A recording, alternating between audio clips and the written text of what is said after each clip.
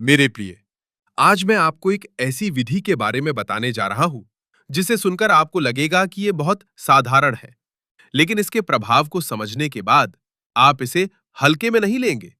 आपने कई बार सुना होगा कि सांस पर नियंत्रण से मन पर नियंत्रण आता है। योग में प्राणायाम की बात होती है, ध्यान में श्वास देखने की बात होती है, पर आज का विषय थोड़ा अलग है। आज हम बात करेंगे एक विशेष अभ्यास की। सांस अंदर लेकर उसे रोकना और मन ही मन 27 तक गिनना। कहा जाता है कि यह अभ्यास दिमाग के बंद पड़े हिस्सों को सक्रिय करता है, मानसिक स्पष्टता बढ़ाता है और भीतर की ऊर्जा को जगाता है। पहले यह समझ लीजिए कि सांस केवल हवा का आना जाना नहीं है। सांस हमारे तंत्रिका तंत्र से सीधा जुड़ी है। जब आप तेज सांस लेते हैं तो शरीर तनाव की स्थिति में जाता है। जब आप धीमी और गहरी सांस लेते हैं तो शरीर को संकेत मिलता है कि सब सुरक्षित है। अब कल्पना कीजिए कि आप गहरी सांस लेकर उसे कुछ क्षण रोकते हैं। उस समय शरीर के भीतर एक हल्का दबाव बनता है। कार्बन डाइऑक्साइड का स्तर थोड़ा बढ़ता है। मस्तिष्क तुरंत सक्रिय हो जाता है और शरीर को संतुलन में रखने के लिए कई प्रक्रियाएं शुरू करता है। यही वह क्षण है जहां परिवर्तन की संभावना पैदा होती है। प्राचीन साधकों ने पाया कि यदि सांस रोकते समय मन को गिनती में लगाया जाए तो दो काम कोशिश करता है, लेकिन आप उसे वापस गिनती पर लाते हैं। यही अभ्यास धीरे धीरे एकाग्रता को मजबूत करता है। अब विधि को स्पष्ट रूप से समझिए। सीधे बैठिए, रीढ़ सीधी रखिए, शरीर को आराम दे लेकिन ढीला न छोड़े। आंखें बंद करें, नाक से गहरी सांस ले, इतना कि फेफड़े भर जाएं, लेकिन जोर न लगाए। अब सांस को रोक ले। जैसे ही सांस रोकी, मन ही मन गिनती शुरू करें। 1, 2, 3। इस तरह 27 तक गिनती शांत और स्थिर होनी चाहिए।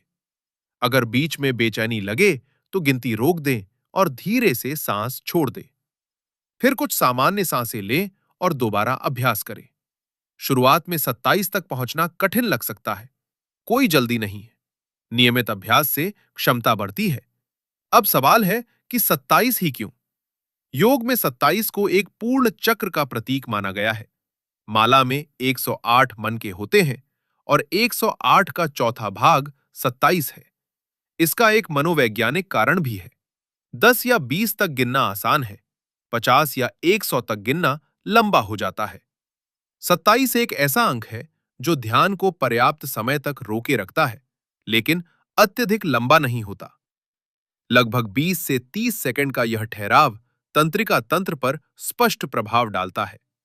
वैज्ञानिक दृष्टि से देखें तो जब आप सांस रोकते हैं तब शरीर का पैरासिनेथेटिक और सिंपैथेटिक तंत्र दोनों सक्रिय होते हैं। यह संतुलन मस्तिष्क के उन हिस्सों को जागृत करता है जो सामान्य दिनचर्या में निष्क्रिय रहते हैं। कुछ शोध बताते हैं कि नियंत्रित श्वास अभ्यास से प्रीफ्रंटल कॉर्टेक्स की कार्यक्षमता बढ़ती है, जो निर्णय, स्मृति और ध्यान से जुड़ा है। जब आप 27 तक गिनते हैं तो आप केवल हवा नहीं रोक रहे, आप अपने न्यूरल नेटवर्क को एक अनुशासित संकेत दे रहे हैं। लेकिन इसे केवल शारीरिक प्रक्रिया समझना अधूरा होगा। जब आप सांस रोकते हैं तो कुछ क्षण के लिए विचारों की गति भी धीमी होती है, क्योंकि विचारों की लय अक्सर श्वास की लय से जुड़ी होती है। जैसे ही श्वास स्थिर हुई, मन को भी स्थिर होना पड़ता है। यही वह क्षण है जिसे साधक आंतरिक विराम कहते हैं। इस विराम में आपको स्पष्टता मिलती है। कई लोगों ने अनुभव किया कि अभ्यास के बाद उन्हें काम में अधिक फोकस मिलता है, निर्णय जल्दी होते हैं और मानसिक थकान कम लगती है। अब इसे एक दिनचर्या की तरह समझिए। सुबह खाली पेट यह अभ्यास 7 बार करें। हर बार गहरी सांस लेकर 27 तक गिने, फिर सामान्य सांस लें। शाम को भी दोहराएं। 7 दिन में आप अपने भीतर बदलाव महसूस करेंगे। आपकी सांस गहरी होगी, मन जल्दी शांत होगा। गिनती के दौरान ध्यान भटकेगा, लेकिन हर बार उसे वापस लाना ही प्रशिक्षण है। यह भी समझना जरूरी है कि इस अभ्यास में जोर नहीं लगाना है। अगर आप खुद को मजबूर करेंगे तो लाभ के बजाय असहजता होगी। लक्ष्य है नियंत्रण और सजगता, ना कि प्रतिस्पर्धा। धीरे धीरे आपकी क्षमता बढ़ेगी।